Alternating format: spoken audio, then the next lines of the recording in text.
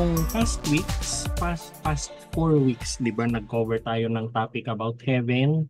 You see on the screen kung ano yung mga topics natin, and we ended with our eternal rewards. Our eternal rewards. Dun sa mga chat group natin, sinabi ko naman kung ano yung magiging topic natin ngayon. It will be about eternal consequences. Eternal consequences, yung mga ginagawa natin, everything has eternal consequences. Nung una, yung we ended with eternal rewards. Now we talk about eternal consequences. Yung topic natin tonight ay naka-reference, hiniram, kung ano man yung term natin dun sa libro ni Francis Chan about erasing hell. Yung topic niya is about erasing hell, although it talks about trusting God's grace and repentance. Dun sa book, yung book na yan, it reminds us that kung ano yung paniniwala natin about eternity will affect our life today. Yung maalala nyo yung mga inaral natin about heaven, about the tribulation. Actually, nagsimula sa tribulation yun, di ba? Tribulation, second coming, and everything yung mga pinag-usapan natin. And all of those, how we understand those, how we believe, how we put our faith in them, will determine kung paano tayo nabubuhay ngayon. Bakit? Kasi there's one thing you have to understand, eternity is not a distant concept. Hindi malayo yan. It is a reality that drives our choices and actions. It drives our choices and actions ngayon. Alam natin kung ano yung mangyayari. So, kung paano tayo mabuhay, gumalaw ngayon, paano tayo mabuhay at gumalaw ngayon, ito ay nakabase dun sa intindi natin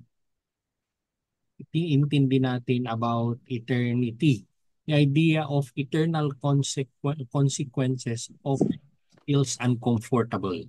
Marami hindi sila comfortable pag pinag-usapan ng eternal consequences kasi yung iba they avoid the topic, pero yung Bible kasi it is specific, it emphasizes that eternity matters. Mahalaga ang eternity, and respond to God's call is very crucial. Mahalaga po yan. Kaya nga, and anyway, we will see later kung paano trinit ni Jesus yan. Yet today, as we live dito nga sa church age, sabi nga natin, before the rapture, we are living under the new covenant, under the New Testament. Ang tawag dito sa kung saan tayo nabubuhay ngayon, many authors, theologians, scholars call it, we are under the covenant of grace. Today, we are under the covenant of grace. Di ba nakita natin dun sa study natin, yung church age is the covenant of grace, tapos nangyari ang rapture, tapos yung after the rapture, parang heightened pa rin yung grace ng Panginoon. Pero despite the weight of eternal consequences, God's grace is ever present today as we live, inviting us to repent and turn to Him. Tungkol saan ba yung librong yan? Yung libro na Erasing Hell by Francis Chan, nandiyan nakikita niyo rin kung ano yung mga tanong na sinagot niya. It addresses the difficult and often avoided topics about hell. And one thing na very common, there are people who say that hell does not exist. Hell does not exist. Tapos parang binababa nila yung pagkatao ng Panginoon na because He is a forgiving God, then there is no hell, sabi nila. Pero nakalimutan nila that He is also a God of justice. This book was written as a response to growing theological debates. Kung ano-ano yung nilalabas. Kasi ngayon, kung ano-ano yung nilalabas tungkol sa hell, tungkol sa eternity, paghahaluin nila ang Christianity, ibang mga faith, yung mga ganon yung ginagawa nila. There was even someone who was explaining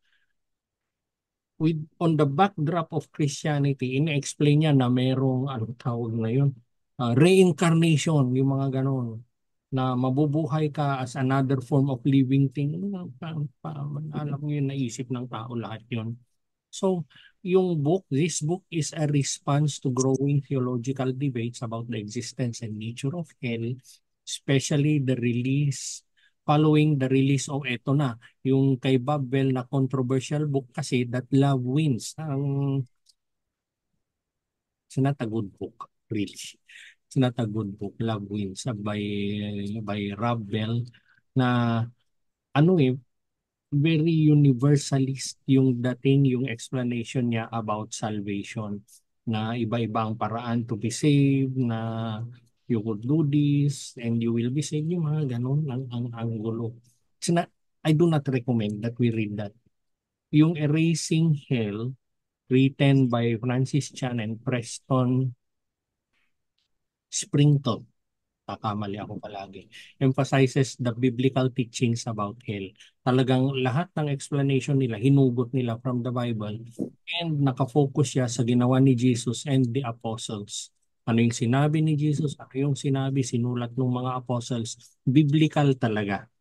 Sobrang biblical talaga. Everything in-explain nila from the Bible. Actually, yung technique nila, yung writing technique nila, they were letting scripture explain scripture itself. Ganun yung ginawa nila, ang galing nung libro. So the question is hell a real place? Meron nga ba? Tapos, siyempre, ayan nga, nakikita natin sa screen, ay sino yung pupunta sa hell? Yung mga nasa hell ba, pwede pa silang umalis? And ano ba yung pagkatao ng Diyos para ilagay niya sa eternal damnation, eternal punishment ang isang tao? This book argues that hell is a reality. Totoo, meron. And it serves as a place for eternal punishment for those sino. Very specific, very clear explanation sa libro that those who go to hell are those who reject God's grace. They reject it talaga nila. We will see more of that tonight. Pero, emphasized, stressed ng authors na God is loving and gracious and offering every opportunity for repentance. Every opportunity for repentance, meron tayo nun, and salvation through Jesus Christ. Yung book na ito, binabalansin niya yung mga, alam niyo, people make a sober explanation about hell. Parang ang gaan ba? Parang ang gaan. Remember, we talked about heaven, we talked about it, 4 weeks natin pinag-uusapan. Tapos dito sa libro, pina-explain niya about hell na it's not really that light. But we cannot take it lightly. We cannot take it lightly. Pero it directs us to trust God's justice, His mercy, and His grace. Ang maganda kasi dito sa libro, kung yung mga ginamit natin, yung mga libro ni Dr. Lutzer, yung ginamit natin for 4 weeks, it was theological pero in-explain niya in a very layman's term. Ito naman, ang dating ng librong ito ay pastoral. It is pastoral, it is encouraging. It is urging readers na wag nating maliitin ang hell, but nagbibigay siya ng motivation to share the gospel with urgency and compassion. With urgency and compassion. Pag pinag-usapan natin ang eternal consequences, first thing that we have to accept is it is real. Meron. Everything that we do today, we think, we speak, lahat yan may eternal consequences. Matthew 25:46. And this will go away into eternal punishment, but the righteous into eternal life. Prior to this, ito yung sinabi ni Jesus na naman yung ginawa nyo sa kaliit-liitan ng mga mananampalataya, ginawa nyo rin para sa akin. Kung ano ang hindi nyo ginawa para sa kanila, hindi nyo rin ginagawa para sa akin. All this will go away into eternal punishment, sabi niya. And the rest of the scriptures. Scripture clearly speaks about the consequences of our choices, especially regarding eternity. Kita nyo yung event dito sa Matthew 25, pinag-uusapan lang yung isang bagay na ginawa mo or hindi mo ginawa, may eternal consequences na. So it is real. Jesus spoke more about hell than any other person in the Bible. Observe nyo yung mga binabanggit ni Jesus. He spoke so much about hell kasi warning nga para sa atin. Kasi sinasabi niya, you better not go there. Binigay niya yung paraan para hindi tayo mapunta doon. Not to condemn us, but to warn us of the reality of life apart from God, away from God. Sulat doon sa libro, sabi ni Francis Chan, hell is not a place God sends those who are especially bad, but a place we all deserve without Jesus. Every one of us, we deserve hell. We deserve hell kung wala si Jesus sa buhay natin. Ang ganda ng pagka-explain niya dito sa libro. Hinunggot ko lang ito, yung quotation na yan. It is not a place God sends. Kasi uh, very often, di ba, when we think about hell, it is a place of punishment. We look at it as a place for punishment. Pero ang ganda ng pagka-word niya at pagka-explain niya doon sa libro na hell is not a place God sends those who are especially bad. Hindi yun, hindi lang yun, but a place we deserve without Jesus. People whom we judge to be bad. People whom we think are bad. Pero kung meron silang Jesus, chances are, and faith will tell us that they will not be in hell. Kasi later makikita natin yung next point natin which is about repentance. This sobering reality should inspire us. Should inspire us na conscious tayo kung paano tayo nabubuhay. Conscious tayo yung mga binabanggit natin, iniisip natin paano tayo gumalaw, paano natin ginagamit yung mga resources ni God. Conscious tayo sa lahat ng yon. We are conscious of all of those. We take stock of our lives. But it should also remind us that it is never too late to turn back to God. We can always and always turn back to God. Which brings us dun sa next point natin. Tells us na about the urgency of repentance. Namit niya yung word na urgency. What does that mean? We do not delay repentance. Often hindi tayo nagre-repent. Bakit? We try to explain. We try to rationalize. We try to put logic. Pero as I always say, sinasabi ko dito sa Bible study natin, sinasabi ko sa pulpit, meron ka bang talino na may tatapat mo sa Panginoon para pag nagsalita ka, maniniwala siya sa iyo at ma-realize niya siya yung mali? Meron ba? Urgency of repentance. Repentance is a heartfelt response to God's mercy as an essential part of our journey with Him. When we repent, tinatanggap natin yung mercy ng Panginoon. We are receiving His mercy every time that we repent. When we repent, it is honoring God for what He has done for us. Luke 13 verse 3. Pakibasa po. Volunteer na lang. Luke 13, verse 13. No, I tell you, but unless you repent, you will all perish as well. We need to repent. Thank you, Ronnie. Very napakahigpit nung scripture na ito, yung nakikita natin sa screen. Unless you repent, you will all perish as well. Pero ang napakaganda dito sa scripture na ito, in its original language, kung paano siya sinulat, yung repent diyan ay hindi one-time event. It is a continuous event. We can repent every time. We can always repent. Hindi na kailangan i-delay every time you realize you're wrong. You can repent. Pwede nang bumalik sa Panginoon. It's a continual turning away from sin. Continual turning away from sin and then turning to God. From the same book, sinulat ng author natin, the Bible says about him, but we can respond by trusting in God's goodness, knowing that repentance brings new life. Nandyan na ang hell. True. Nandyan ang impyerno. True. Hindi siya mawawala. Pero, the fact or tama, dahil alam natin na merong hell, will you respond in fear Or will you respond by trusting in God's goodness? Lord, totoo merong ganyan. Lord, talagang meron yung mga nagre-reject sa'yo. Lord, pero nagkasala ako. Lord, I repent. Ganun lang. Mag-repent ka na lang. Repentance offers us hope. It offers us a fresh start. Marami tayong pagkakamali, marami tayong hindi tamang ginagawa, binabanggit, iniisip.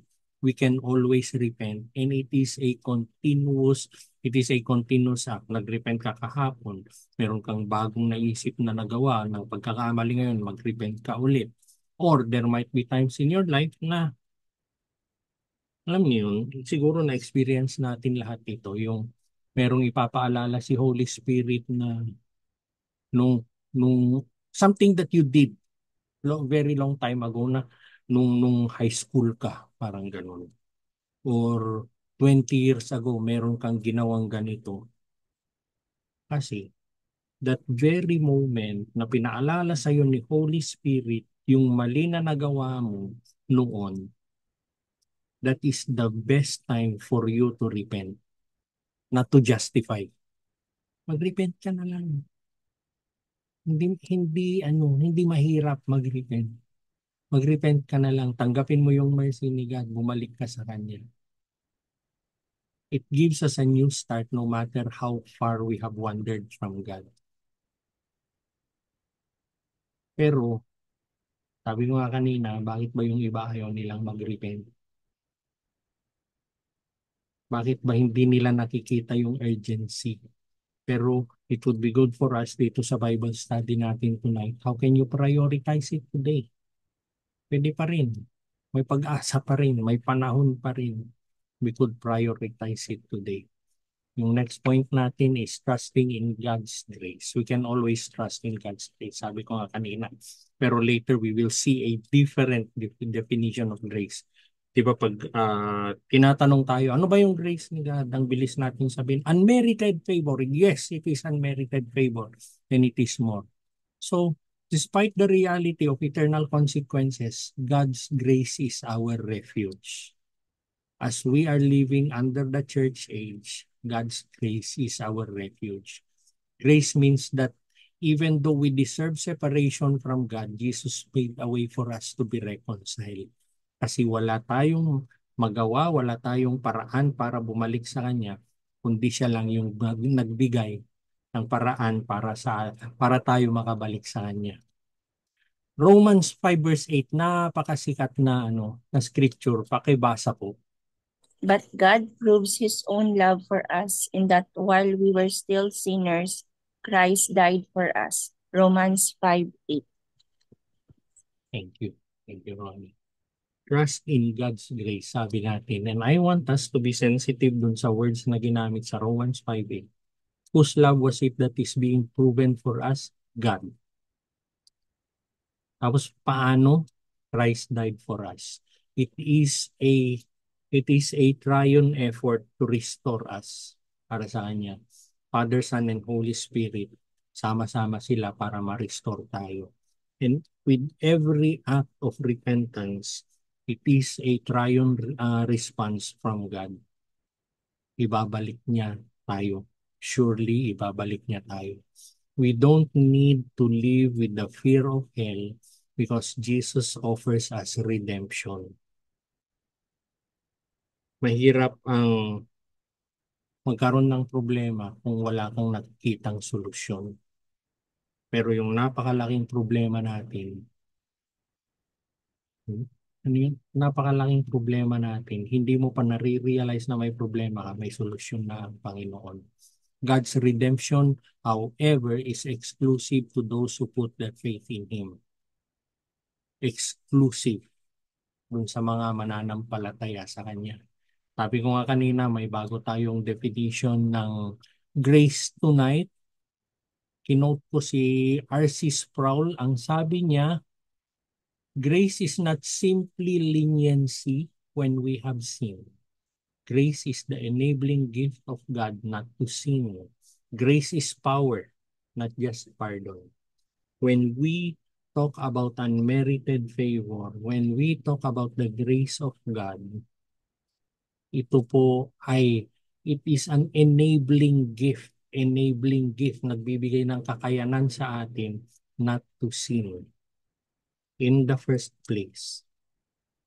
When we talk about grace, we think of it as forgiveness. Pero hindi lang daw siya yun. Ang grace, sabi nga ni R.C. Sproul, ang grace is an enabling gift not to sin. Enabling gift ng Panginoon sa atin not to sin. Yan natin makukuha rin yung kakayanan na hindi kasala. Grace is an enabling gift of God not to sin. Grace is power, not pardon. Trusting in this grace frees us from the chains of guilt and fear. Matatakot ka sa hell at dapat lang na matakot tayo. Pero it does not end na matakot ka doon kasi nagbigay naman ng solusyon ng Panginoon. Ba't mo kakatakutan yan? Pwede ka namang hindi pumunta dyan. It gives us confidence na nabubuhay na doon sa promise niya of eternal life with Him. So, ask ourselves the question tonight, how does trusting God's grace change the way you view both past mistakes and your future? Ibig sabihin, yung sinasabi ko nga, ano siya enabling gift not to sin. When we talk about grace, hindi lang siya patungkol sa patatawarin ka. Hindi lang ito yung, anong tawag doon, hindi lang patungkol sa sa selfless love ng Panginoon, pero it is enabling us. Pero eto tayo ngayon from the same book, the issue of eternal consequences should also make us realize what ito po. Make us realize the urgency of sharing the gospel with compassion. Nasa libro po yan. Of all the things na it talks about sharing the gospel with compassion. And I want us to know yung ginamit, kasi kinote ko yan from the book, with compassion. Yung iba tinitignan nila as duty, yung iba tinitignan nila as commission, kasi may Great Commission nga. Pero dito, sa libro, explain nila, merong hell, merong eternal consequences, pero may solution, merong grace para sa atin. So, knowing all of that, then we have to share the gospel with urgency. The urgency of sharing the gospel with compassion. Romans 10:14 to 15. Pakibasa po, please. Ako naman po. Yes po. How then can they call on him they have not believed in? And how can they believe without hearing about him? And how can they hear without a preacher? And how can they preach unless they are sent? As it is written, how beautiful are the feet of those who bring good news. Romans chapter 10, verse 14 to 15 po. Yun.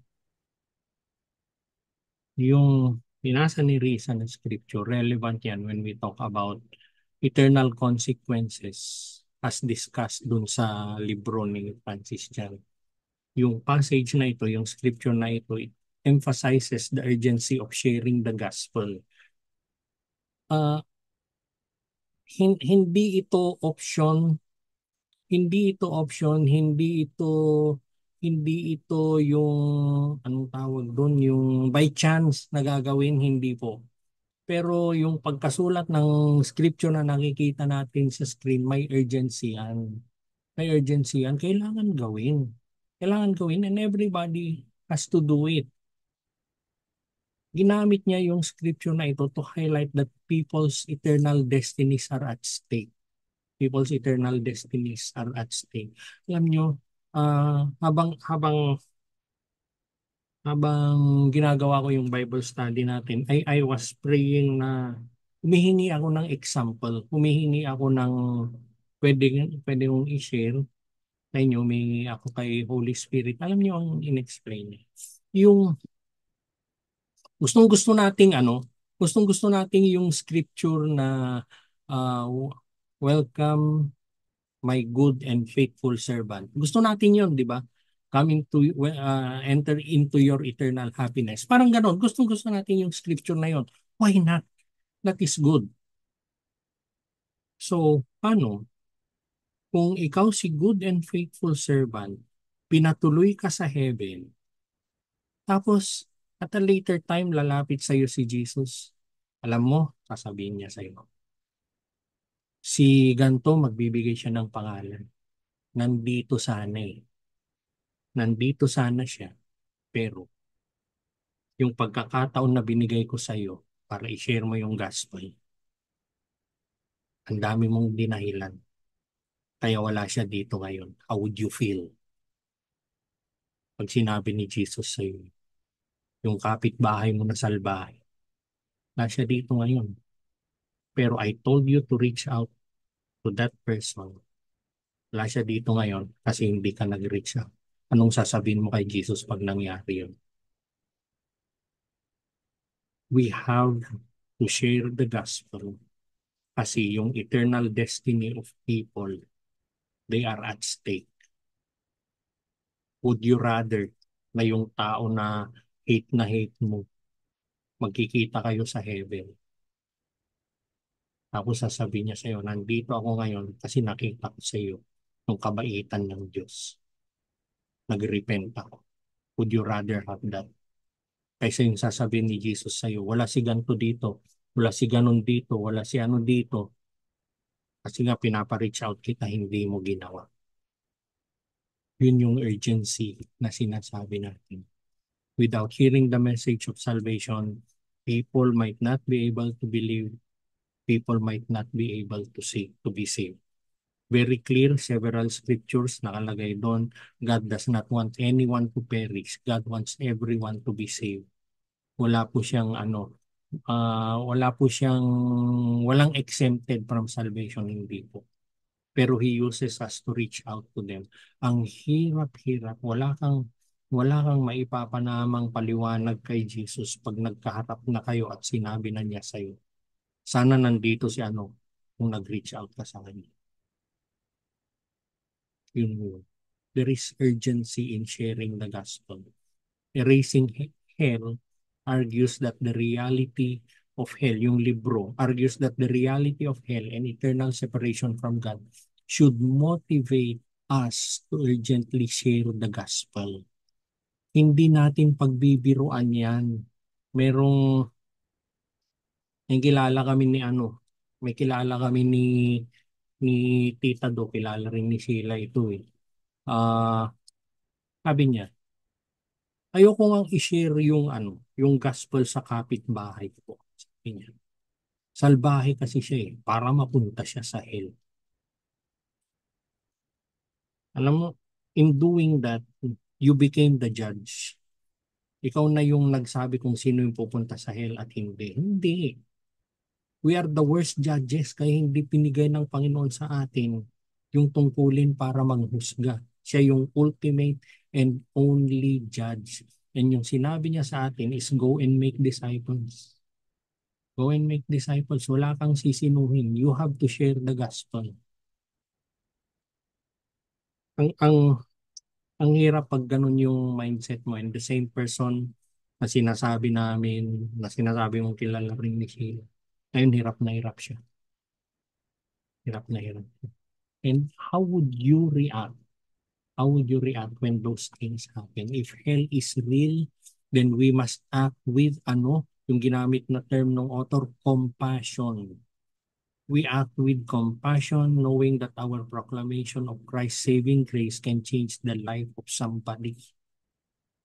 Can change the life of somebody. You would rather share and fail than not share at all. You would rather share and be rejected than not share at all. You would rather na pag kinausap ka ni Jesus na wala dito nag-reach out ka sa kanya pero ayaw niya eh. Kaya yung sasabihin niya sa'yo na hindi mo kasi ginawa. Yun po yun. Yung responsibility and accountability is on us to make sure that others hear the message of salvation para makapag-respond sila, para ma-rescue sila from eternal punishment. Napakahalaga. Napakaganda ng libro. While explaining everything about hell, malapit sa dulo ang sinabi niya, yung urgency of sharing the gospel with compassion. We have to share the gospel. From the same book, sabi ng author natin, The truth about hell should not only break our hearts, it should also steer us to action. Hindi lang yung matatakot ka, hindi lang yung magre-respond at magre-repent ka, lead others also to repentance. Knowing the eternal stake should fill us with compassion and urgency to tell others about the saving grace of Jesus. Kailangan natin gawin yon. Kailangan natin gawin yun. So, there you have it, yung pinag-usapan natin, what is hell? Ayan, nasa screen po natin. Nasa screen po natin. Totoo, merong eternal consequences. Pero given yung eternal consequences, there is an urgency of repentance. Hindi pwedeng patagalin. And then we can trust God's grace and the urgency of sharing the gospel with compassion. Yun, marami tayong oras para mag-breakout room. Si-share ni Tita Do yung ating breakout room. Nung pag-uusapan natin, in what areas of your life do you need to take eternal consequences more seriously? Alin ba dun sa buhay mo yung medyo tagilid pa sa when we talk about eternal consequences? Yung parang ini-ignore mo, binabaliwala mo yung something that you're not doing right and you're not thinking of its eternal consequences. How can you lean into God's grace to help you repent and move forward in faith? We can always repent and trust God's grace. Tapos, who in your life has not yet heard the gospel clearly and how can you share it with them in a compassionate way? May compassion. Which part of our Bible study had the most impact on you? Ayan po, na-share na? Okay, eto na po. Ibigyan natin ng 25 minutes. Okay, may 25 minutes tayo. It starts now. Ayan. So, ano bang pinag-usapan natin? Eternal consequences are real. But God's grace is real. Yung call to repentance is urgent, but it comes with the promise that when we turn to God, He is faithful to forgive. Nandun palagi yung mercy niya. We can always turn to God. Hanggat may pagkakataon, hanggat nandito tayo sa church age, hanggat hindi nangyayari yung rapture, we can always turn to God. Reminder ng author sa atin, reminder ni Francis Chan sa atin, the thought of hell should sober us, but it should also ignite our passion to proclaim the good news of Jesus. We will always reach out. We will always reach out with the thought na, alam niyo yun, we talk about hell, pero wag natin tignan ang hell for our benefit only. Pero yun nga yung sabi niya, it should also ignite our passion to proclaim the good news. There is hell. There is hell. Parang yung sinabi ni Matthew, ayoko namang gusto ko pagdating sa heaven, sama-sama pa rin kami. Di ba ang sarap ng ganon? Di ba ang sarap ng ganon? Yung you don't plan only for this life, pero pagdating natin sa heaven, ganito tayo, mga ganon. Kasama dun sa breakout room namin yun, yung ganong usapan. So, no matter how heavy the weight of eternal consequences may be, we have the opportunity to repent and to receive God's abundant grace today. Pwede pa rin. Pwede at pwede pa rin yan. Hindi nauubos yung grace niya. Habang dinadigest natin yung Bible study natin and we will realize the seriousness of eternity, na sana we will be moved to urgently and compassionately share the good news to others. Napakahalaga. So gusto ko yung kung paano niya sinulat yung libro, tapos pagdating sa dulo, share mo yung gospel. Huwag mong sarilihin lahat yan. Napakadamot mo kung hindi mo i-share. Ganun siya. Ganun siya. Napakadamot mo kung ayaw mo mag-share. Na-enjoy mo yung salvation mo. Bakit ikaw lang? Share mo sa iba. We take comfort in the promise of God that yung magtitiwala tayo sa kanyang pagmamahal and we can walk forward knowing that He has secured our eternity. Yes, eternal consequences are real, pero God has secured our eternity. Amen. Amen. Yun po. And as we always do, meron po tayong final song and then we will pray. Ayan.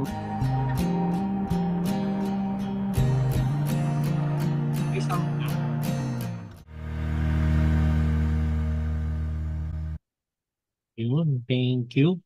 Thank you po sa atin.